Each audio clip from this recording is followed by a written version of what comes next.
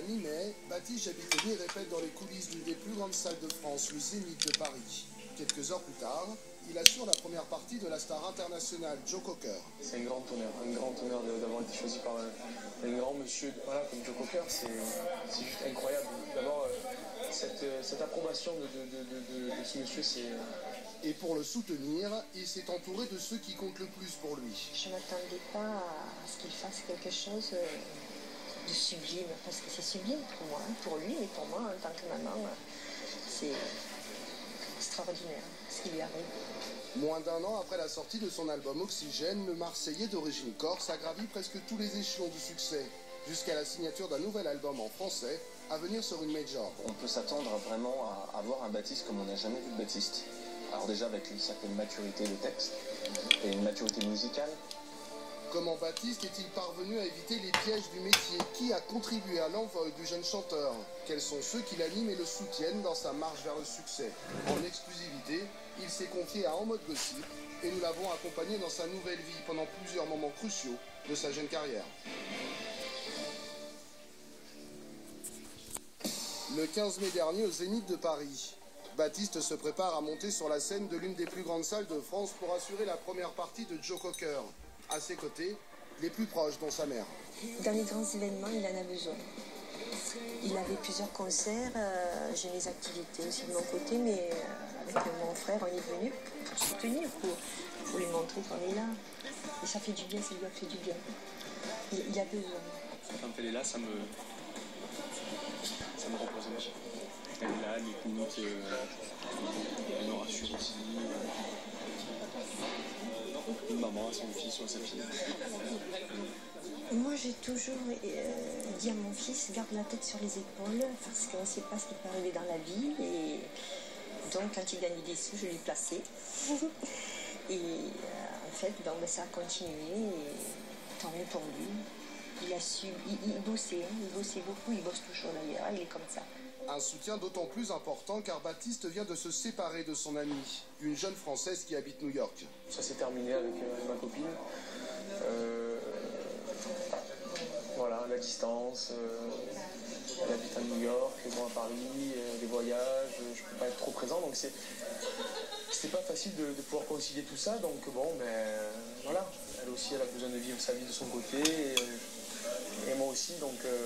Peut-être qu'on se retrouvera un jour, mais en tout cas pour l'instant c'est difficile de concilier tout ça. En attendant, Baptiste se concentre sur son travail, juste avant de monter sur scène. Non, c'est bon, on y est là. On est bien, on est avec mon équipe, on est tous prêts à fournir un beau show. Voilà, concentré. Il y a toujours la petite amorce de monter sur scène où on a cette petite adrénaline parce qu'on a hâte. Et puis après ça va le faire.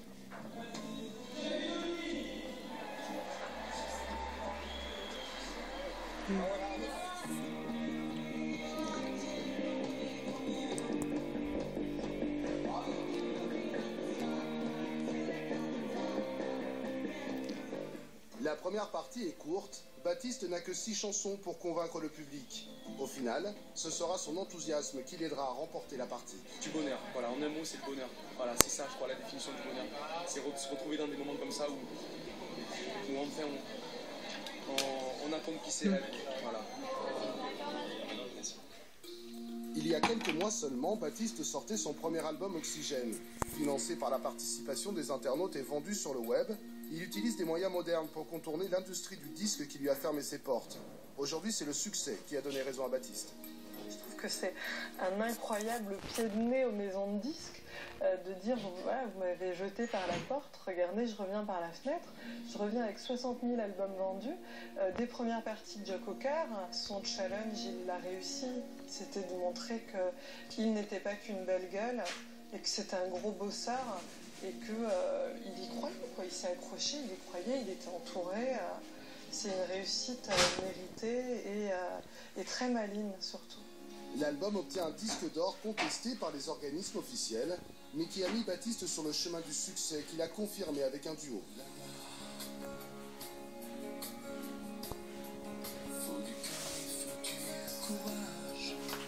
Il a été présent sur la compilation Génération Goldman. On lui a proposé de chanter et d'interpréter le titre là-bas avec Marie-Mé. Et ça a eu beaucoup de succès. Il y a des tempêtes et des naufrages. Baptiste aujourd'hui, ce n'est pas une personne qui se force à faire un sourire, ce n'est pas une personne qui se force à prendre une photo. Baptiste a l'amour des autres, donc c'est quelqu'un qui va vers l'autre. Quelques jours plus tard, son quotidien, c'est aussi les plateaux télé. Toujours accompagné de son manager Sida Jaji, c'est l'occasion d'aller à la rencontre de ses fans mis au courant de son passage par Twitter. Je crois qu'ils ont vraiment compris la personne que j'étais au plus profond de moi. Voilà, je marchais avec le cœur, et que j'étais pas un mec qui pensait qu'à ma gueule, quoi. Tout ce qu'il fait, c'est moindre geste, il le tweet, il nous tient au courant. Et ouais, c'est agréable. C'est vraiment quelqu'un de simple. Et il y a juste ce mot-là, simple. Il est vraiment proche de ses fans. Tout de suite, là, il va arriver, vous allez voir, il va venir prendre des photos, faire des autographes, il parle avec nous, il rigole. Ouais, c'est vraiment l'artiste le plus accessible que je connaisse. C'est vraiment mon public et moi. Ils sont en train d'évoluer avec moi et j'espère que ça durera longtemps. Son manager et frère de cœur Sida Jaji pose le même regard sur le lien de Baptiste avec ses fans. Quand il est face aux fans, effectivement, il a ce lâcher d'adrénaline et puis ce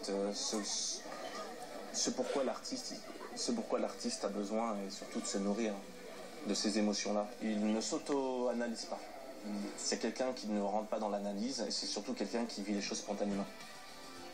L'avenir pour Baptiste, c'est la signature d'un prochain album sur une major.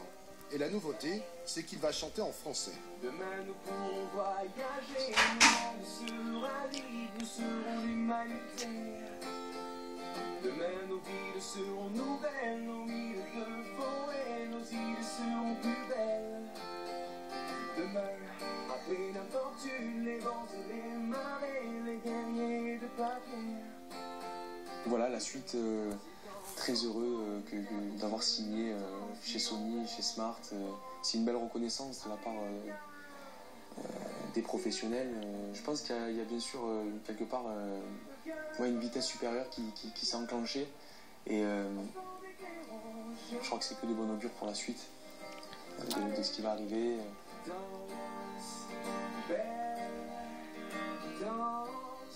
Pour nous, ça a été une évidence. On ne s'est pas posé des questions, à savoir si c'était major ou pas major.